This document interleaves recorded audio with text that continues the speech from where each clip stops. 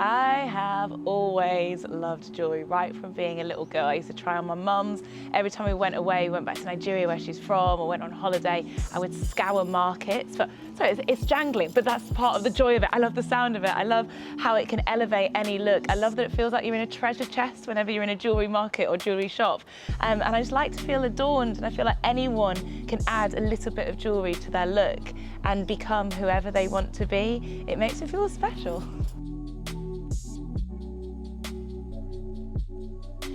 Orelia is really in line with my style. I love stacking necklaces, I love chunky earrings, I love stacks of rings and bracelets, and all of their pieces work together so well. You can play like jigsaw with it, matching it all up, and I find that really fun. They're affordable, they're attainable, no matter who you are, no matter what you want to do with your look, there is something for you. I just think they're such beautiful, beautiful pieces. I've been wearing them for a while, and I'm so happy to get to work together.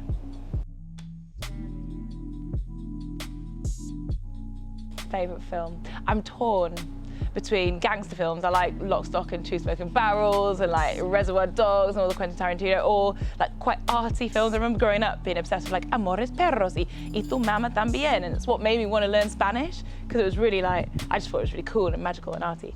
But oh, let's face it, it's Forrest Gump, isn't it? Rhyme, Forrest, rhyme. Me and Jen were like peas and carrots again. I love that film. I've seen it 1,000 times and it makes me cry every time. Favourite song? I feel like I'm really spoiled for choice. It's part of my job to play music for people that hopefully they'll enjoy and that I love as well, luckily. But over the last year or so, I have felt really coddled by Arlo Parks. She has an album that came out called Collapse and Sunbeams, and for an artist who was so fresh not that long ago, so new, and an artist who accompanied me on my daily state-sanctioned walk during the pandemic, and I'd have her in my headphones, and I remember just thinking, this is my soundtrack. This is my soundtrack of this time. My walks have now graduated to the point where she's on billboards accompanying them, and I just think seeing that progression of an artist who I have so much respect for and I think speaks to a generation, whether it's about sexuality, mental health, everything that she stands for, she's an inspiration, she's a role model, and I've really taken immense pleasure in watching her journey as she's accompanied mine. Favourite book is hands down. Oh, I say hands down and then another book enters my head. Okay, there's a couple. I love to read. So my favourite book is Half the Yellow Sun by Chimamanda Ngozi Adichie, because it has been an education to me. My mum is Nigerian. She grew up during the Biafran War. She always told me stories when I was growing up about running from bombs and air raids, housing soldiers, not having anything to eat. And I understood what she'd been through, but I didn't understand the socio-political or historical context. And I feel like Chimamanda Ngozi Adichie filled in the gaps for me. She taught me about all the stuff that my mum didn't understand because she was a child when she saw that happen.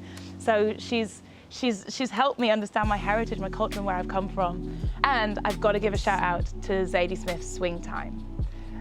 That book made me feel seen in a way that I'd never felt seen before. I grew up not feeling represented by the books that I read or even the TV that I watched, and for the first time I saw this character, this protagonist, who spoke to me, who spoke for me, who felt the things that I felt, and all of a sudden I felt like I was a little bit less alone, like the things that I'd been through or thought were normal, and that I would be okay.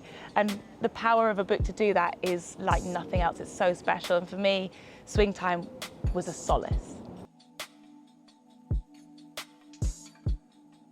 My go-to jewellery piece is a hoop earring. It just makes every outfit look great, doesn't it? It gives you a little bit of attitude, a little bit of edge, no matter what you're wearing. I got my ears pierced when I was like, I think less than a month old.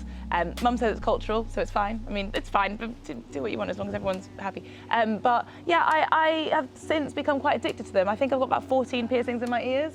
Never too many. I should stop at some point because I think I'm running out of places, but I've enjoyed learning all the different parts like tragus and conch and helix. But the oldie and the goodie is the lobe, and just a big hoop in the lobe. It does the trick.